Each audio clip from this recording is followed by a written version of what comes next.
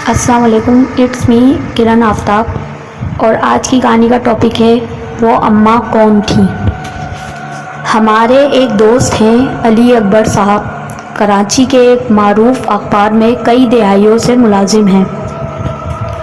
اخبار کے ملازم عام طور پر رات کے راہی ہوتے ہیں۔ اخبار چونکہ رات گئے پریس میں جاتا ہے تو اس لیے اس میں کام کرنے والے بھی شام کے وقت ہی آفس پہنچتے ہیں اور پھر آدھی رات کو ہی کام مکمل کر کے واپس گھر لوٹتے ہیں۔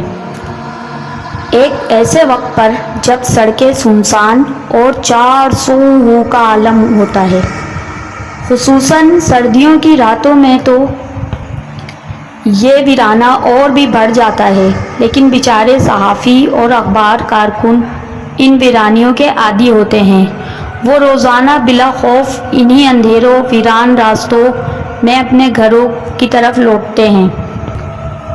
تو بھائی علی اکبر کا بھی یہی روٹین ہے، شام کے وقت دفتر پہنچنا اور رات گئے گھر کو لوٹنا۔ انہوں نے ایک دفعہ ایک ایسا عجیب و غریب واقعہ ہمیں سنایا جسے سن کر ہم بھی خوفزدہ ہو گئے۔ چلیے انہی کی زبانی سنتے ہیں۔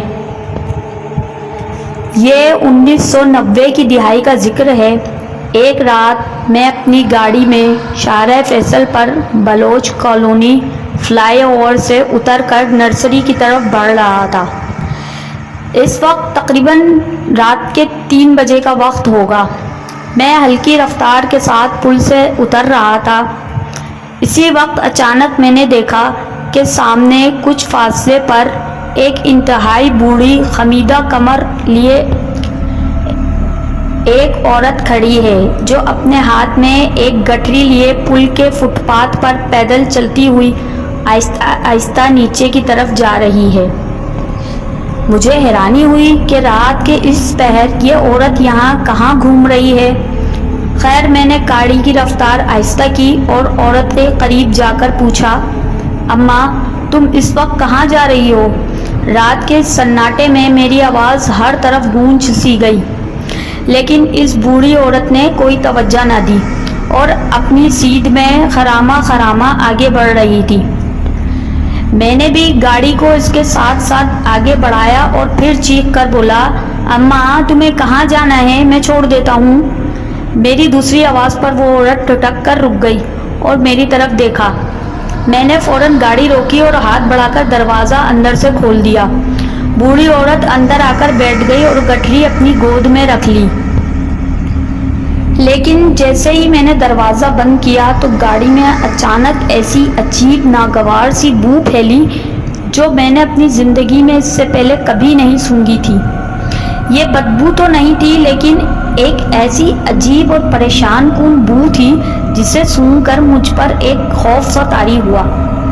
اس وقت میں نے سوچا کہ اس عورت کو لفٹ دے کر میں نے ٹھیک نہیں کیا، لیکن اب کیا ہو سکتا تھا، اب تو وہ اندر آ کر بیٹھ چکی تھی۔ اماں آپ کو کہاں جانا ہے؟ میں گاڑی آگے بڑھاتے ہوئے سڑک پر دیکھتا ہوا ان سے پوچھ رہا تھا۔ اماں نے ایک عجیب اور سرسراتی آواز میں جواب دیا، محمود آباد جانا ہے۔ میں حیران ہوا کہ محمود آباد جانے کے لیے وہ اس طرف کیوں آئی تھی۔ وہاں جانے کے لیے تو ان کو بلوچ کالونی پل پر بائیں طرف اتر جانا چاہیے تھا۔ خیر ہو سکتا ہے اس بیچاری کا دماغی توازن درست نہ ہو اور وہ خود ہی خواہ سڑکوں پر گھومتی پھر رہی ہوں۔ اماں میں آپ کو نرسری اسٹاپ پر اتار دیتا ہوں، وہاں سے آپ چینیسر گوٹ پھاٹک کراس کر کے محمود آباد چلی جانا۔ میں نے ان کو کہا، لیکن انہوں نے کوئی جواب نہیں دیا۔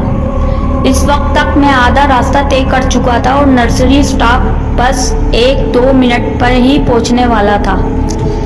میں نے ایک لمحے کے لیے سڑک سے نظریں ہٹائیں اور ایک نظر اماں پر ڈالی، لیکن اف یہ کیا ہو گیا! میں اس وقت جو منظر دیکھ رہا تھا وہ مجھے بے ہوش کرنے کے لیے کافی تھا۔ بوڑھی عورت اپنی گٹری گود میں لیے بیٹھی تو اسی طرح تھی، لیکن اس کا سر گول گول گھومے جا رہا تھا۔ 360 ڈگری پر اس کا سر ایک فٹ بال کی طرح اس قدر تیزی سے چکر پہ چکر کھائے جا رہا تھا کہ اس کے چہرے کے خد و خال بھی دکھائی نہیں دے رہے تھے۔ میرے بدن میں ایک جھرجھری سی آئی اور یکایک جسم کے سارے رونگٹے کھڑے ہو گئے۔ میں اس کو دیکھ کر ایک بہت ہی تیز زوردار چیخ مارنا چاہتا تھا، لیکن میری چیخ حلق میں ہی رہ گئی۔ میں نے ہمت کر کے اللہ کا نام لیا اور اس سے کہا، اماں تم جو کوئی بھی ہو، تم میرے ساتھ یہ مت کرو، میں بولا، اور بعد میں حیران بھی ہوا کہ اس قدر خوفناک منظر دیکھ کر بھی کچھ بولنے کی ہمت میرے اندر آخر پیدا کس طرح ہوئی۔ اماں میں نے تمہارے ساتھ نیکی کی اور تم ہو کے بدلے میں مجھے ڈرا رہی ہو۔ یہ جملے کہتے کہتے نرسری سٹاپ پر میں پہنچ چکا تھا۔ میں نے گاڑی کو بریک لگائی اور فٹ پاتھ کے ساتھ ملا کر روک دی۔ اب میں نے دیکھا کہ عورت کا سر گھوم نہیں رہا تھا۔ انجن اسٹارٹ رکھے رکھے میں نے اپنا ہاتھ اس کے سامنے سے آگے بڑھایا اور دروازے کا ہینڈل اندر سے کھینچا۔ دروازہ ایک جھٹکے سے کھل گیا۔ عورت سیٹ پر ساکت بیٹھی تھی۔ اماں اب تم مہربانی کر کے یہاں سے اتر جاؤ اور مجھے جانے دو۔ مجھے خود اپنی آواز ہی اجنبی لگ رہی تھی۔ عورت اچانک حرکت میں آئی اور اس نے اپنی گٹری ہاتھ میں اٹھاتے ہوئے سیٹ سے اٹھ کر آہستگی سے باہر کی طرف چل دی۔ میں نے اس کے اترتے ہی فوراً دروازہ بند کیا۔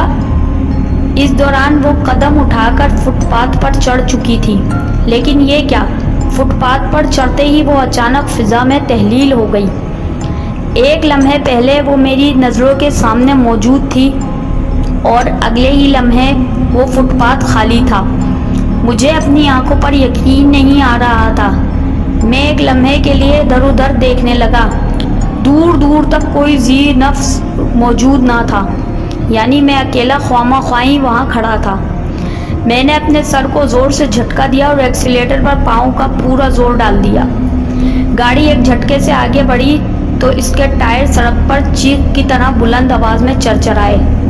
رات کے سناٹے میں یہ آواز دور دور تک پھیلی اور گاڑی فراٹے دار رفتار سے شارع فیصل پر دوڑتی چلی گئی۔